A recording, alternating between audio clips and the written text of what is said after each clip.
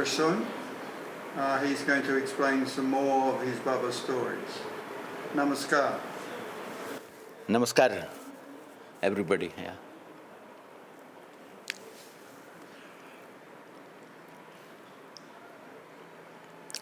This story is about a DMC that Baba conducted in Chennai.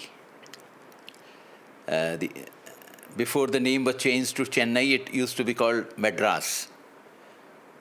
And when Baba had visited in November and early December 1978, soon after he was released from jail. So he took a whirlwind tour of the whole country, important capitals, the national capital, Bombay and Madras and Calcutta. So in Madras, Baba came for 7 days. He stayed there for 7 days during the DMC. I also happened to be visiting him during that time because I was working in south of India. So I went there with my family of 4 children, and we went to the house where Baba was staying. It was the house of Balkrishan Goenka and his family. And Baba was staying in his house. When I reached there, I was standing in the outside his house, through where Margiis were standing, and Baba was supposed to be going through that for the field walk. And so Baba passed away through that row of Margiis who were standing there. When he came close to me, I did namaskar to Baba, and Baba looked at me, smiled, and then went away with the Margiis who were going to accompany him for the field walk. Now, this would happen every day. But that particular day, Baba was accompanied by Shiv Bhagwan Goenka, the son of Balkrishan Goenka, and some other Margiis. After Baba had completed his field walk, when he returned back,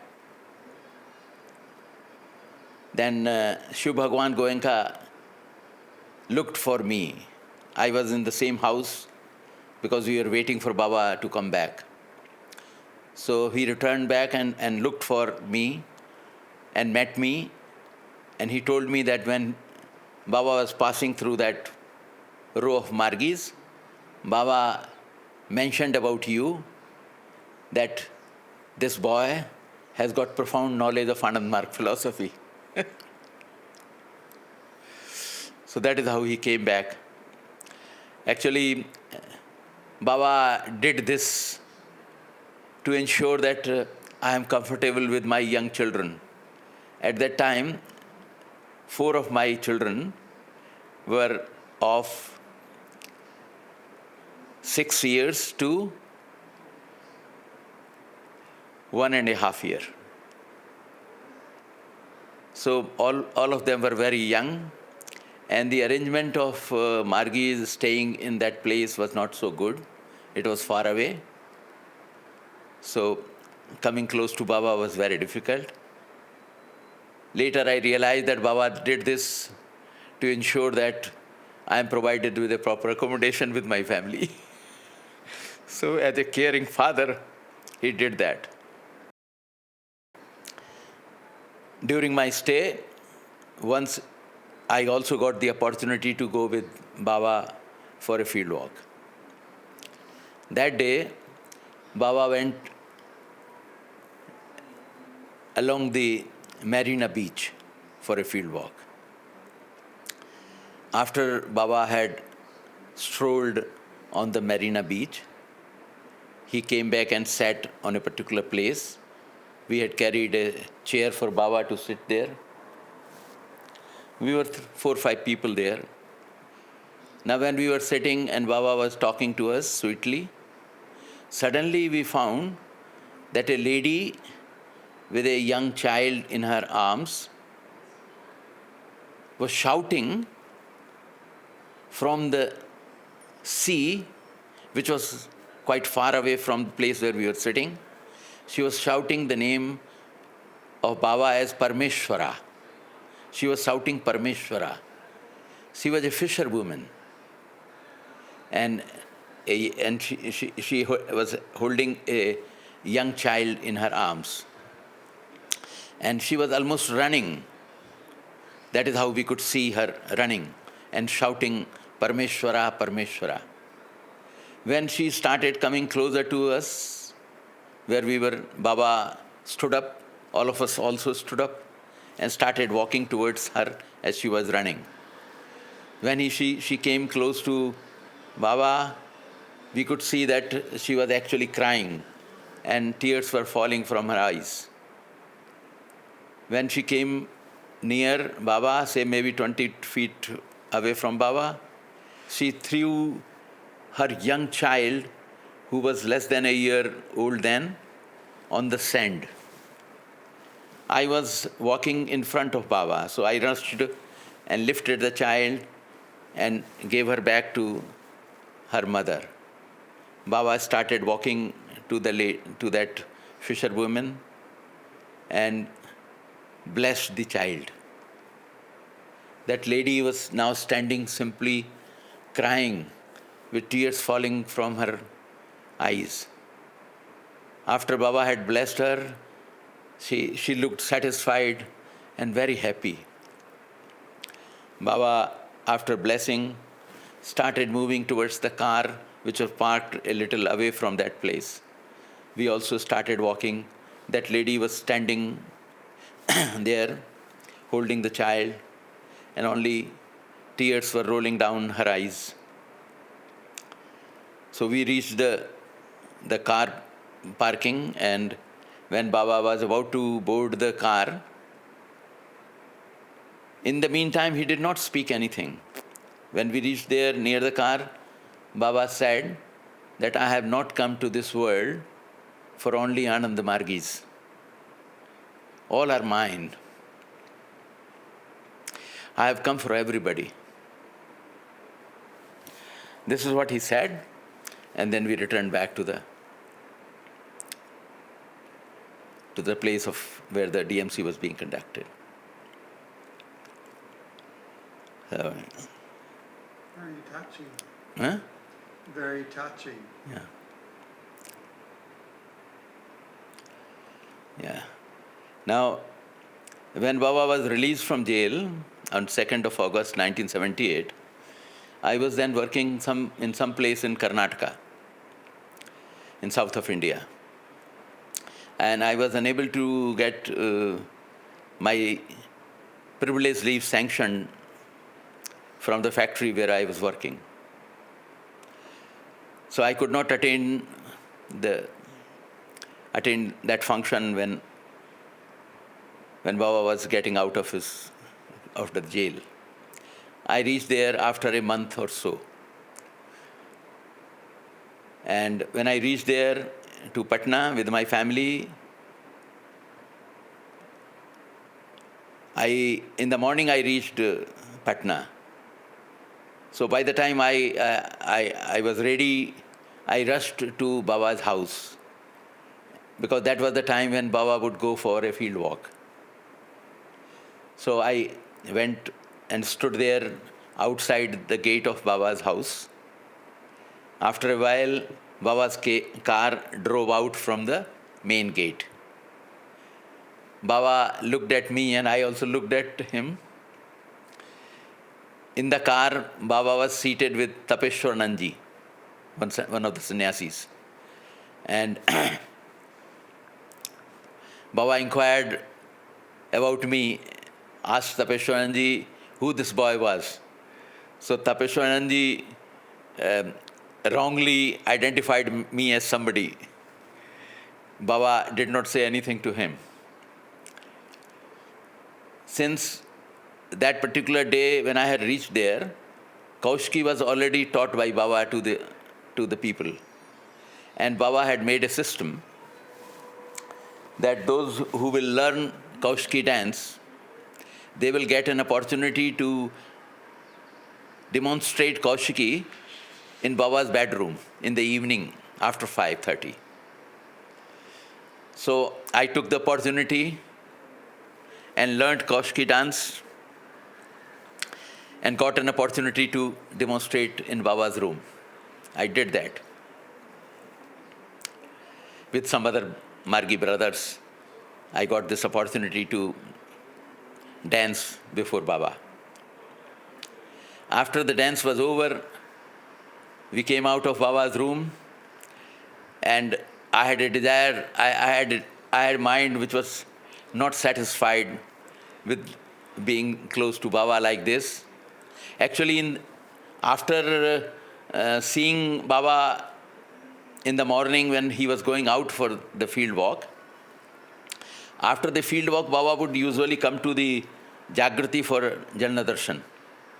So from there I went to the Jagrati, and Baba came there, and there was a system that in the Jagrati, Baba allowed Margiis to demonstrate tandava dance before him. So I took that opportunity and danced before him along with a couple of other brothers. So it was a good opportunity. I did Sastang Pranam to Baba when I entered his room, and also did this thing. And then I came back and was seated in the Jagrati hall, just very close to the court where Baba was going to come and sit for a Janla Darshan. After the Janla Darshan was over, that first day itself, when Baba had finished his talk, he stood up and told me to translate his speech in English. He had spoken in Hindi, and there was lots of overseas Margiis attending the Janla Darshan. So there were many and South Indian Margiis who were not understanding Hindi properly. So he asked me to translate his speech into English. I did that. After this was done, I complied with his instructions, and I then rushed to Baba's house to learn Kaoshikii dance. This is how I learned Kaoshikii dance and demonstrated before him. But after the Kaoshikii dance was over, in the evening, I was still not very satisfied because I had not come very close to Baba and speaking to him heart to heart. So I requested Ramanand Dada to allow me for a personal contact with Baba. When I was doing this, Niyasatyanandaji, another sannyasi, Dada, was also waiting there, and he also requested Ramanand Dada to get a chance for personal contact with Baba that evening. So Baba agreed for that. First, Niyasatyanandaji went inside, and then I went there. When I entered Baba's room, I did Sastang Pranam and went very close to him. Baba touched my cheeks like a little boy. He pressed my cheeks like this so that my teeth will be seen. And after doing that, Baba told me that I am very happy with the progress that you have made. And then I had a feeling in my mind that during Baba's long stay in the jail, I have not been able to do anything for him. So I expressed this feeling to him and told him that, Baba, I did not do anything for you while you were inside the jail.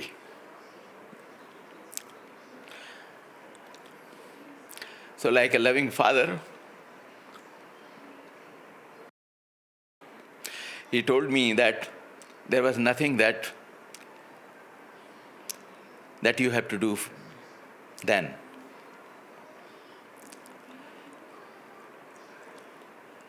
So I was more than immensely satisfied. It was there only that Baba also mentioned about having seen me while he was going out from his house in the car in the morning. And when he had inquired from Tapishwaranji, Baba told me that he had wrongly identified you, but I did not want to correct him. So I knew that you were standing there, and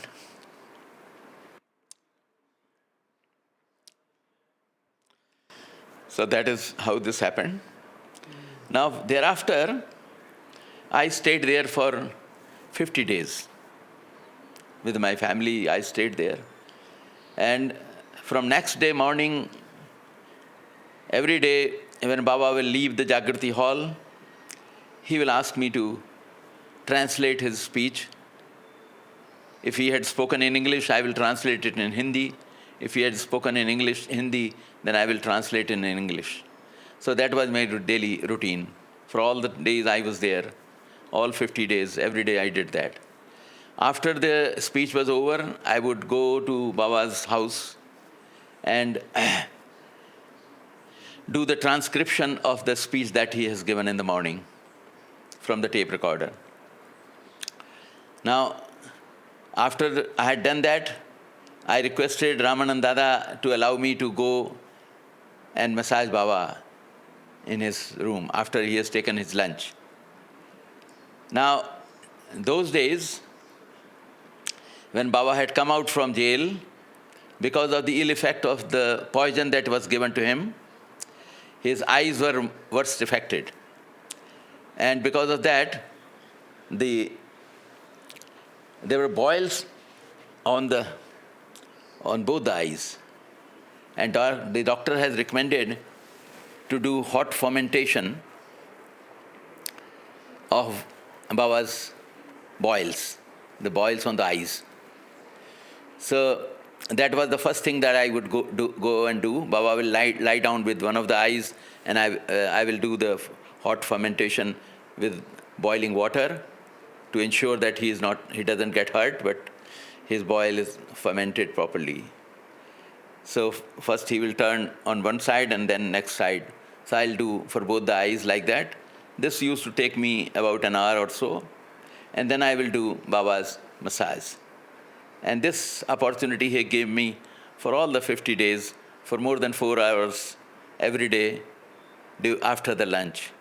I will come out of the room of Baba after the Kaoshikii dance was over, that is about at 5:30. I used to enter Baba's room at 1:30 or so. So for 4 hours I used to be inside him. And there used to be many things that took place there. Now, one of the things that I would like to mention is that I asked Baba one day about the two godmen who were very popular in those days. One was Sat Sai Baba and other was Rajnesh, Acharya Rajnesh. So by that time, both of them were being called as Bhagwan, as gods. So I asked Baba about both of them, that they are being called as Bhagwan by everybody now in the society. So what was the truth behind that, and what was their true status?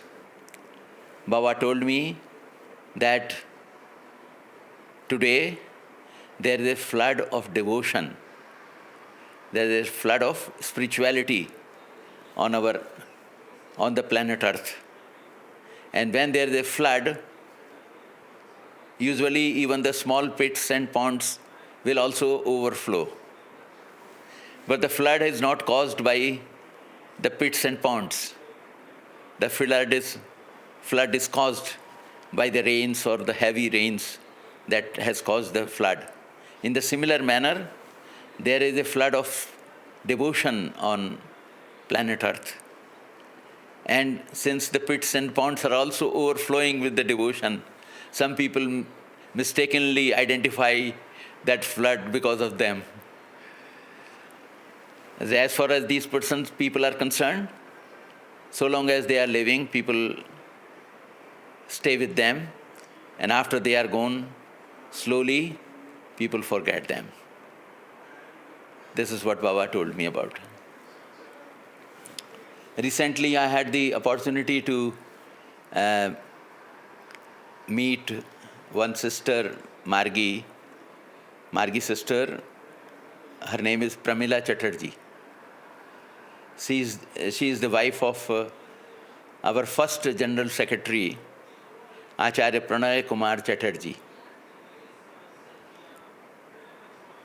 Now, this sister, Pramila, was not a Margii when Baba got her married to Praneda.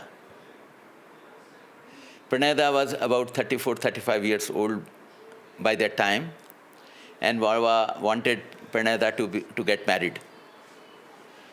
Now this girl had come to Jamalpur with a dancing troupe for some performance in Jamalpur. And Baba somehow identified this girl and wanted this girl to be married to Praneda. Now, since her father had not come with her to Jamalpur, so for the marriage to take place, it was necessary that the parents' permission is taken. So the information was sent to her father, and he also rushed to Jamalpur. And when he came to know that Baba, whom he called Prabhada, was asking for the hand of my daughter with Praneda, he did not object, he agreed for that. It is a mystery, but it appears that long ago, while Baba was studying in Calcutta, he had visited Pramilaji's parents' house during that time. And her father was also a tantric. So it is quite possible that Baba might have given some instructions to her father.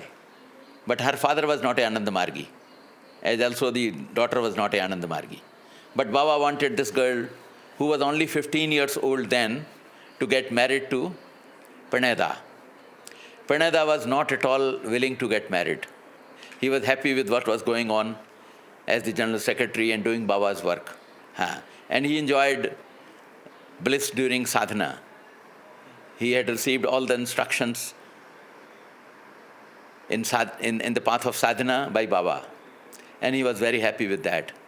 He did not want any of those things, getting married, a burden of a family life. But Baba thought it otherwise, and he wanted him to get married. And this was the girl chosen for marriage. Since the decision was taken by Baba, everybody agreed with that. Her mother also was a good Margi, and she had agreed that if Baba has chosen it, she's okay. Now, the marriage took place. When the marriage took place, Pramilaji had to also shift to Anandanagar at Baba's instructions as the General Secretary of the Marg, because Anandanagar was the headquarters of Ananda Marga. So Pramilaji also stayed in Anandanagar in those early days, 62, 63, and he spent all the days here. But suddenly when things turned and Praneda had to leave that place as desired by Baba, So during the times that she got married, Pranada had showed no interest in his wife. So Baba used to go and give instructions in spiritual lessons to Pramilaji. Although acharyas had been created by then, but to Pramilaji, Baba taught all the lessons.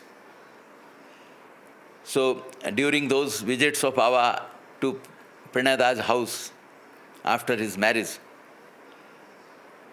Pramilaji will complain that Pranada does not show any interest in her.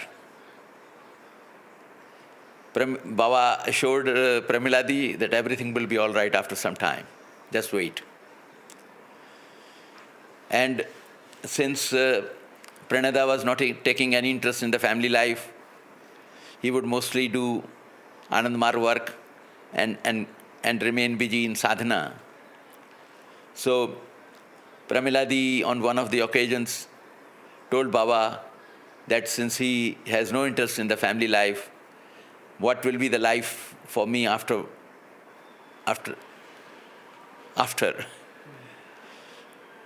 Baba assured her everything would be fine.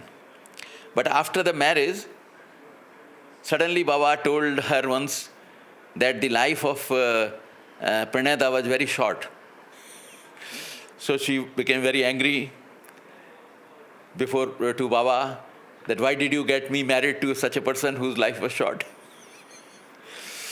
So Baba smiled and told her, what does she think he should live for? How long he should live for? How long he should live for. Yeah. So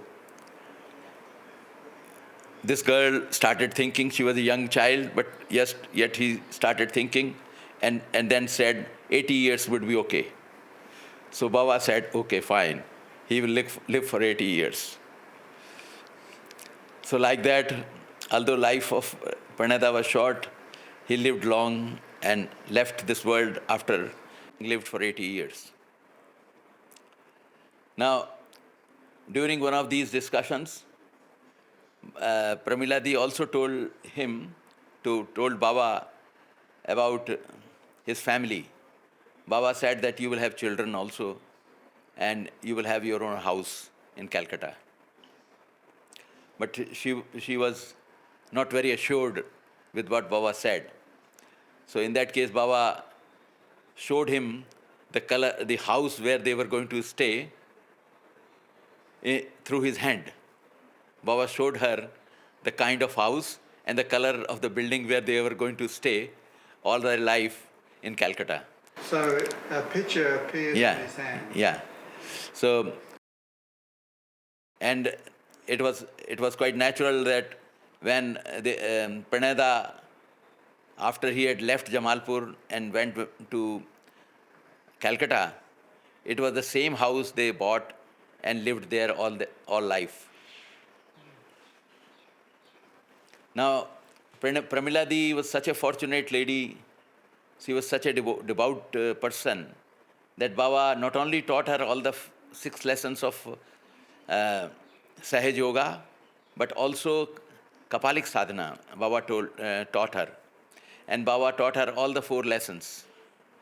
When the lesson of Sav sadhana, that is doing Kapalik sadhana on the dead body, came, when that particular process was to be taught to Pramilaji, Baba called Pranada and made him into a corpse. Took his life away, and Pranada was a dead body.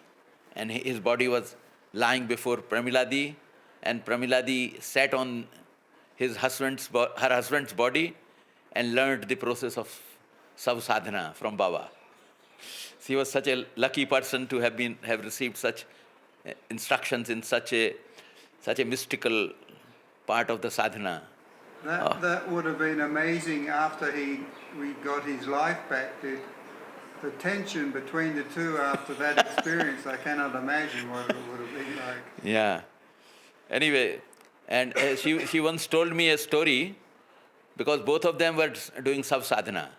Pranada was also taught all the lessons like Pramilaji. So when both of them used to do sub-sadhana on the corpse, once they were looking for a corpse to do sadhana. So it was difficult for them to get, but they somehow were able to get one, and both of them did sadhana on that corpse in one of the cremation grounds. So the life like this went on. She says that whenever she needed the proper instruments for doing Kapalik sadhana, they would be naturally arranged. She did not know how, but Baba made sure that during their sadhana, whatever was needed was made available to them. In his own mystical style, Baba would do everything. They started living there.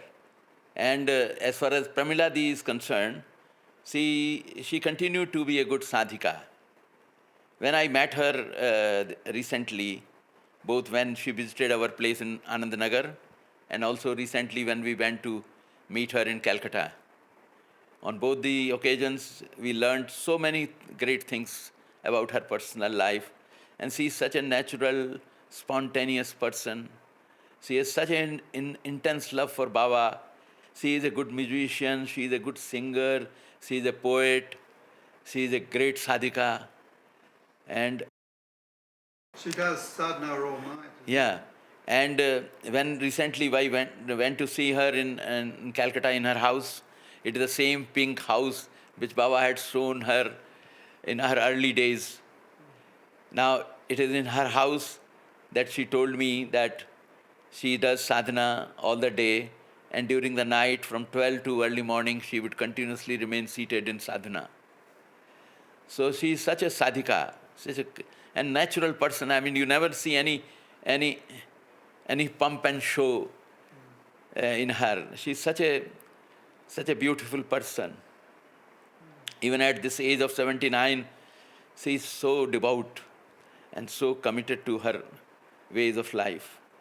I inquired from her, Didi, when do you think Ananda Marga will be established on our planet? And this is what she told me. She told me, Dada, it is going to take 3 more generations. Now, each generation is about 25 to 30 years. That means about 75 years we have to wait until Ananda Marga gets established on this planet Earth. How long ago? Only recently, this year. A few weeks ago. Yeah. So maybe next century or something. This century itself, 75. At the end. At the end, yeah. And also I understand her husband had an interesting experience as well, as far as he was removed from being General Secretary and he had to become more worldly. Yeah. Although Pranada was removed from the position of the General Secretary and he had developed a abhiman for Baba, but internally he had intense love for Baba as a spiritual master. And since Baba had told Pramilaji that he would live for 80 years, when the day came close to 80 years, that particular day, Pranada was all healthy and hefty. His medical report was all good. All the tests that were conducted a day before showed everything was normal. But when that day of his leaving this world came, Pranada was lying on his bed and Pramilaji was on the floor, carpet, with her granddaughter playing on her legs. Then suddenly Pranada asked Pramila Didi to sing a Rabindra Sangeet, a particular song that Pranada liked.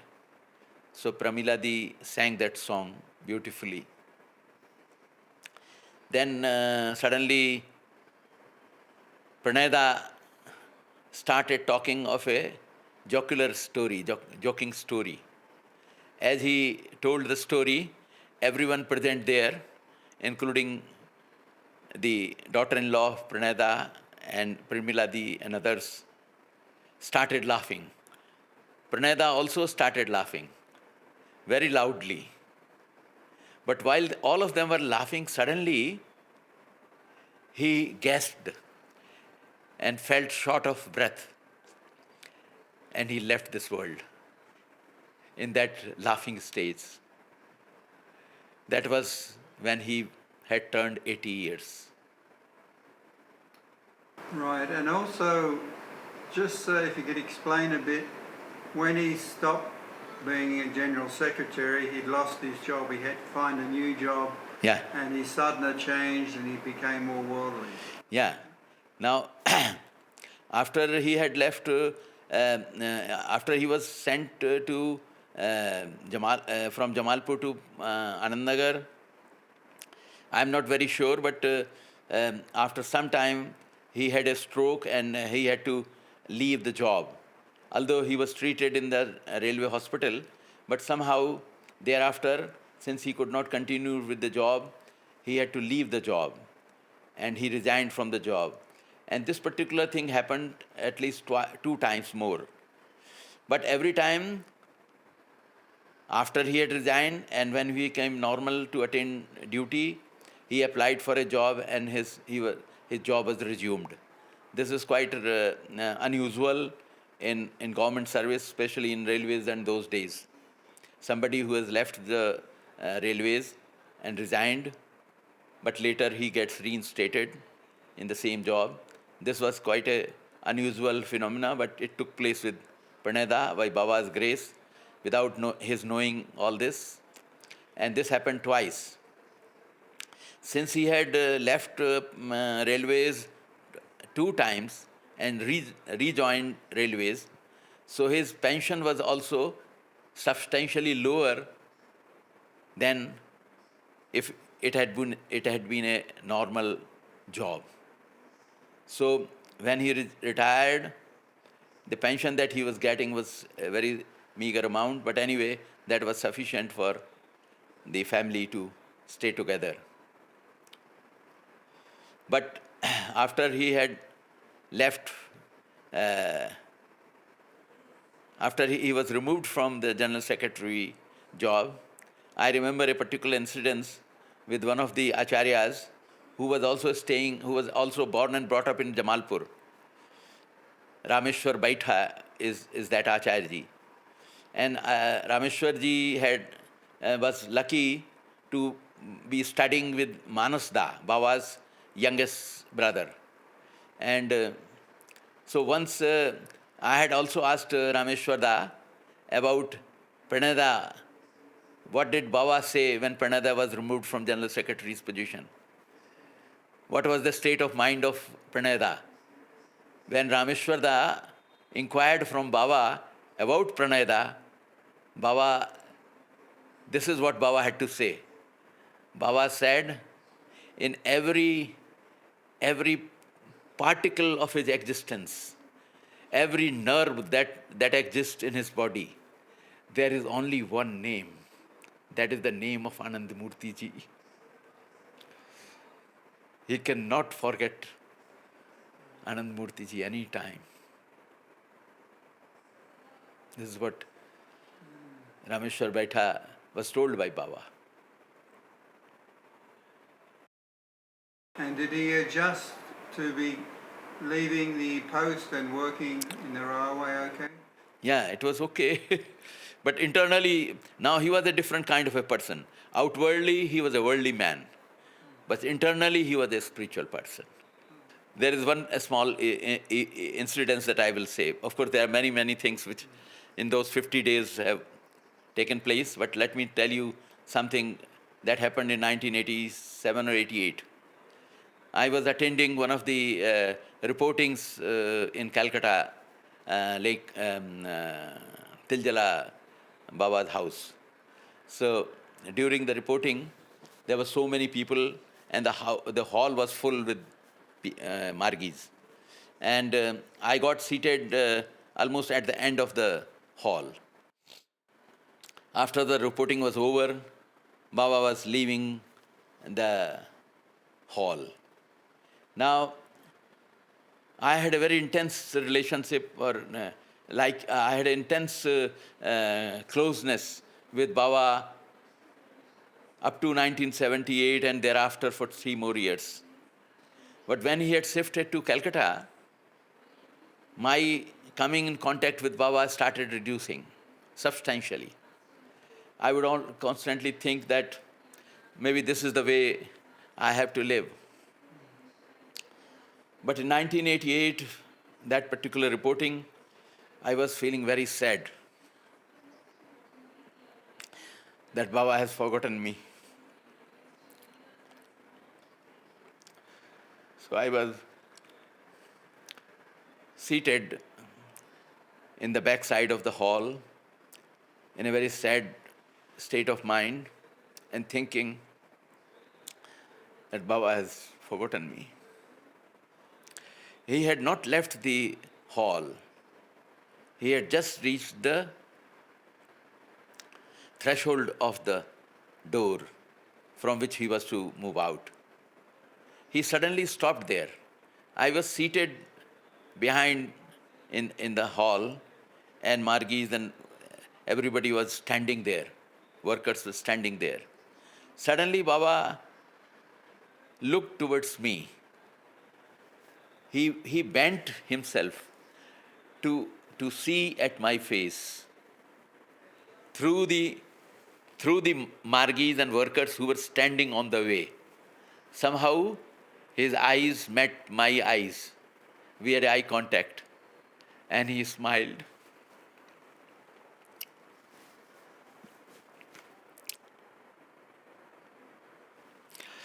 So that is how. Removing that doubt. So that is how I received his love.